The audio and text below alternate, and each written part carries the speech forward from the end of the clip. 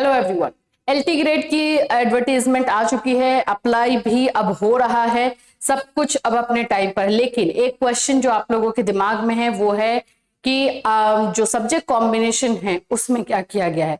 Subject combination में आप लोगों को चेक करना है कि आप लोग उसमें एलिजिबल हो या नहीं। अगर आपका सब्जेक्ट कॉम्बिनेशन नहीं बन पा रहा है जो इसमें मांगा जा रहा है तो आप ये फॉर्म नहीं भर सकते हो, ये याद रख लेना। तो चलिए इसको डिटेल में जान लेते हैं, सभी चीजों को समझ लेते हैं कि कौन कौन से लोग फॉर्म भर पाएंगे।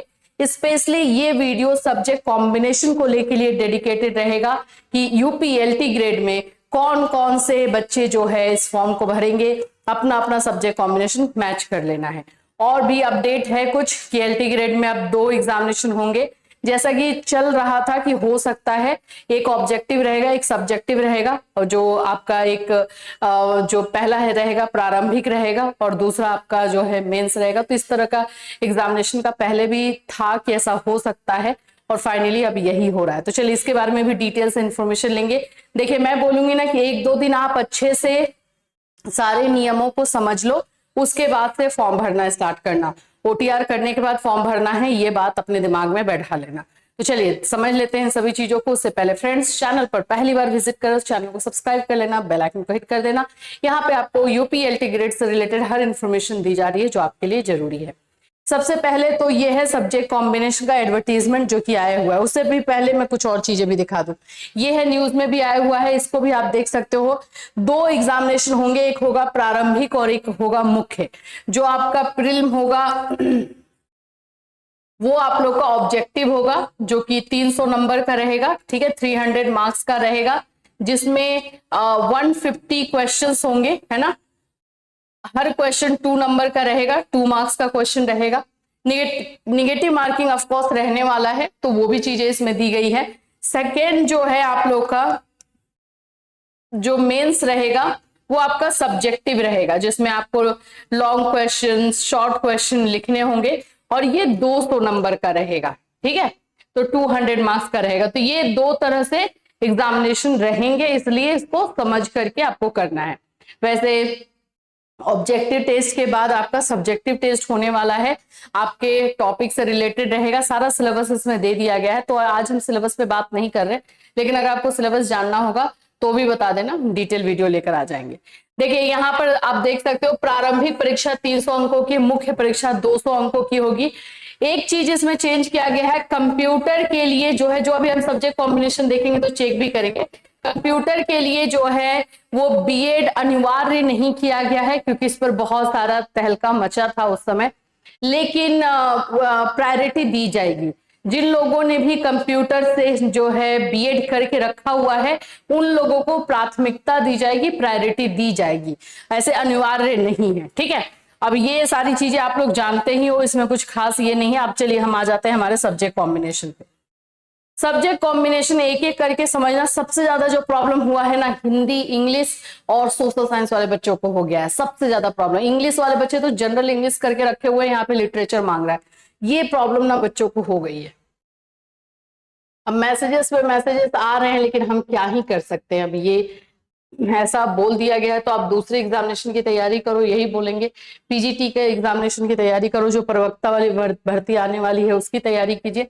देखिए सबसे पहले तो हिंदी के लिए एकदम यही सब्जेक्ट कॉम्बिनेशन आपका है तो ही आप फॉर्म भर पाओगे, नहीं है तो नहीं भर पाओगे, एकदम क्लियर समझ लेना।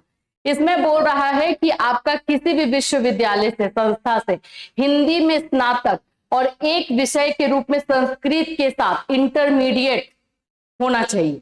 आपका एक सब्जेक्ट इंटर में होना चाहिए। अब बताओ जो बच्चे ग्रेजुएशन में हिंदी लेके कर रहे हैं उनको क्या पता भाई कि इंटर में मुझे संस्कृत रखना जरूरी था। अगर ग्रेजुएशन में रहता तो वो भी समझ में आता, लेकिन अब ये प्रॉब्लम एक है। या फिर उत्तर प्रदेश संस्कृत शिक्षा परिषद से उत्तर मध्यमा परीक्षा उत्तीर्ण हूं, अगर ये भी करके रखे हुए हो मध्यमा परीक्षा उत्तीर्ण तो भी, तो ये हिंदी के लिए है। और इसके साथ साथ आपको बीएड चाहिए होगा, भारत में एनसीटी द्वारा मान्यता प्राप्त किसी कोर्स में, किसी भी कोर्स में लिखा हुआ है शिक्षा स्नातक आपका बीएड की उपाधि, ठीक है, यहाँ पे किसी कोर्स में लिख दिया है। चलिए तो यहाँ पे हिंदी एंड आपका बीएड होना चाहिए, लेकिन 12th में आपका संस्कृत होना चाहिए हिंदी वालों के लिए। यहाँ पे प्रॉब्लम आ गई। इंग्लिश वाले बच्चे देखो फिर वही है, किसी भी यूनिवर्सिटी से या संस्था से इंग्लिश साहित्य, अंग्रेजी साहित्य लिख दिया है, इंग्लिश लिटरेचर लिखा हुआ है, बच्चे जनरल इंग्लिश करके गए हैं, वही इनको प्रॉब्लम आ रही है। भारत में एनसीटी द्वारा प्राप्त कोर्स में इसी कोर्स में शिक्षा स्नातक बीएड की उपाधि, यानी कि आपका इंग्लिश से बीएड भी होना चाहिए। आ जाए मैथ्स में, भारत में फिर वही है, आपका जो है किसी भी यूनिवर्सिटी से मैथ्स संस्था से एक विषय के रूप में, यानी एक सब्जेक्ट आपका मैथ होना चाहिए, स्नातक की उपाधि हो, और उसके बाद से जो है आपका बीएड होना चाहिए। तो यहां तक तो क्लियर है। ज्यादा हिंदी इंग्लिश वालों को प्रॉब्लम था, समझ में आया। अब आते हैं हम सोशल साइंस पे, आएंगे तो आपको प्रॉब्लम आएगी। साइंस को देख लेते हैं। विज्ञान के लिए भारत में वही यूनिवर्सिटी के से संस्था से विषयों के रूप में भौतिक विज्ञान यानी आपका फिजिकल साइंस और केमिस्ट्री यानी रसायन शास्त्र के साथ स्नातक की उपाधि, यानी आपका फिजिक्स एंड केमिस्ट्री दोनों रहेगा तो ही साइंस के टीचर अब बनोगे, साइंस के लिए फॉर्म भरोगे, और साथ ही साथ में आपका बीएड होना चाहिए। सामाजिक विज्ञान जो सबसे ज्यादा प्रॉब्लमेटिक दिखाई दे रहा है यहाँ पे, संस्था से इतिहास, भूगोल, राजनीतिक विज्ञान और अर्थशास्त्र, आप में विषयों में से कम किन्हीं 2 विषयों में स्नातक उपाधि। देखो इतना छूट दिया है कि आपका हिस्ट्री ज्योग्राफी नहीं भी है, मान लेते हैं आपका हिस्ट्री ज्योग्राफी नहीं है, आपका जो है राजनीतिक विज्ञान और अर्थशास्त्र है, तो भी आप भर सकते हो, बस यही छूट मिली है। पहले क्या था कि हिस्ट्री एंड ज्योग्राफी में से दोनों में से कोई एक होना कंपलसरी था, लेकिन अभी उसको नहीं रखा है, तो ये आपको समझ लेना है, और इसके साथ आपका बीएड चाहिए होगा, है ना। तो यही है। तो आप लोगों को हिस्ट्री, ज्योग्राफी या पोल साइंस, जिसको सिविक्स भी कहते हैं, अगर सिविक्स भी है तो उसे भी कहोगे, और इको, इन चारों में से कोई भी 2 सब्जेक्ट से आपका अगर ग्रेजुएशन है तो आप लोग जो है इस फॉर्म को भर पाओगे। ठीक है, आ जाते हैं कंप्यूटर टीचर में। यहाँ पर आपका बीटेक, बीई चाहिए डीम्ड यूनिवर्सिटी या इंस्टीट्यूशन से, और ग्रेजुएट इन कंप्यूटर साइंस या फिर ग्रेजुएट इन कंप्यूटर एप्लीकेशन, ये भी हो जाएगा, और या फिर graduation degree along with A level course from NIELIT, उनसे आपको ये कोर्स अगर आपने लेके रखा है तो भी। बीटेक आपने कंप्यूटर साइंस से किया है या MCA किया है तो भी, degree of graduation in education BEd in a course recognized by NCT in India as a preferential qualification.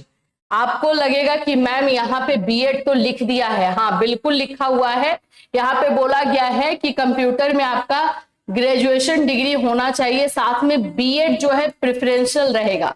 अगर कोई कैंडिडेट बीएड वाला मिलेगा तो पहले उनको लिया जाएगा, अगर आपके पास बीएड नहीं है तो आपको नहीं लिया जाएगा, ये बात ध्यान में रखना है।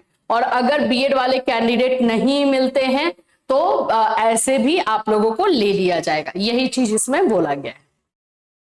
उर्दू के लिए भारत में विधि द्वारा स्थापित किसी विश्वविद्यालय, मान्यता विश्वविद्यालय से एक विषय के रूप में उर्दू के साथ स्नातक की उपाधि, मतलब एक सब्जेक्ट के तौर पे होना चाहिए, और फिर उसके बाद किसी कोर्स में शिक्षा स्नातक यानी बीएड की उपाधि।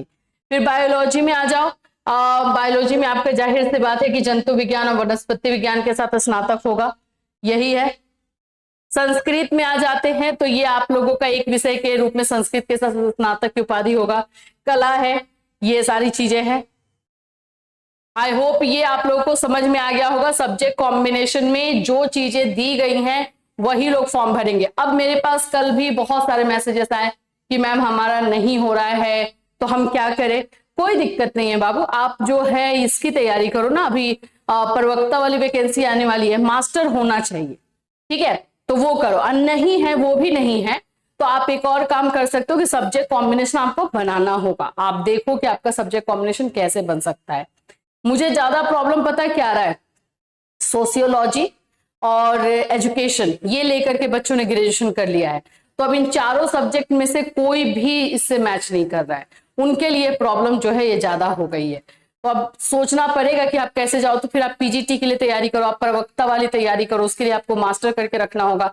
तो वैसे करके अपने लिए रास्ता ढूंढो। ये नहीं सोचो कि हाँ कोई और मेरे लिए कर देगा, सोचना आप ही को किया आप ही ने है ना। तो ये आप लोगों को स्पेशली आज सब्जेक्ट कॉम्बिनेशन से रिलेटेड है। नियमों को समझिए अच्छे से, फिर उसके बाद ओटीआर कीजिए एंड देन फॉर्म को भरिए। इससे रिलेटेड आप लोगों को और कोई हेल्प चाहिए तो वीडियो में कमेंट करना, बिल्कुल हम आपके लिए वीडियो लेकर आएंगे। फिर मिलूंगी, till then take care everyone.